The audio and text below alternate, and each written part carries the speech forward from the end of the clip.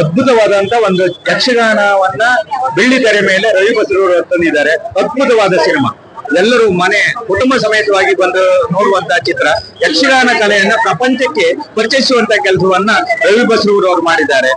ಕಾಂತಾರದಲ್ಲಿ ಕರಾವಳಿಯ ದೇವರುಗಳನ್ನ ಪ್ರಪಂಚಕ್ಕೆ ಪರಿಚಯಿಸುವಂತ ಕೆಲಸ ರಷಬ್ ಶೆಟ್ಟಿ ಅವರು ಮಾಡಿದ್ರೆ, ಕರಾವಳಿಯ ಗಂಡು ಕಲೆ ಯಕ್ಷಗಾನವನ್ನ ಪ್ರಪಂಚಕ್ಕೆ ತೋರಿಸುವಂತ ಕೆಲಸ ರವಿ ಬಸ್ರು ಅವರು ಮಾಡಿದ್ದಾರೆ. ಹಾಗೆ ಒಂದು ಒಳ್ಳೆ ಸಂದೇಶವನ್ನು ಕೊಟ್ಟಿದ್ದಾರೆ. ಒಬ್ಬ ಮೆರೆದಾಡಿದರೆ ಏನ್ ಆಗ್ಬಹುದು, ದುಷ್ಟ ಬುದ್ಧಿ ಇದ್ರೆ ಏನಾಗುತ್ತೆ ಅನ್ನೋದು ಒಂದು ಒಳ್ಳೆ ಸಂದೇಶವನ್ನು ಕೊಟ್ಟಿದ್ದಾರೆ. ಎಲ್ಲ ಕುಟುಂಬ ಸಮೇತವಾಗಿ ಬಂದು ಈ ಚಿತ್ರವನ್ನು ನೋಡ್ಬೇಕು ಅಂತ ನನ್ನ ಅನಿಸಿಕೆ. ಎಲ್ಲ ಕಲಾವಿದರು ಅದ್ಭುತವಾಗಿ ಮಾಡಿದ್ದಾರೆ. ಎಲ್ಲರೂ ಹಸುವ ಕಲಾವಿದರಾದ್ರೂ ಅದ್ಭುತವಾದ ನಟನೆ. ಬಂದು ನೋಡಿದ್ರೆ ಮಾತ್ರ ನಿಮ್ಗೆ ಅದು ಗೊತ್ತಾಗುತ್ತೆ. ಆ ಚೆಂಡೆ ಸದ್ದು ಇರ್ಬೋದು, ಮೃದಂಗ ಇರ್ಬೋದು, ಹಿಮ್ಮೇಳ ಇರ್ಬೋದು, ಅದ್ಭುತವಾಗಿದೆ.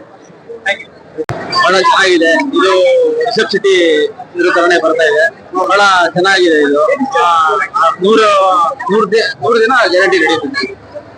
100 days ಗ್ಯಾರಂಟಿ. ಪಾರ್ಟ್ 2 ಚೆನ್ನಾಗಿ ಆಗ್ಬರುತ್ತೆ.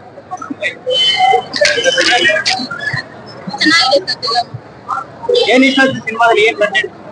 ಹಿಸ್ಟ್ರಿ ಬಗ್ಗೆ ಇದೆ, ಸೊ ಮಕ್ಕಳೆಲ್ಲ ಅದ್ರ ಬಗ್ಗೆ ಸ್ವಲ್ಪ ತಿಳ್ಕೋಬಹುದು.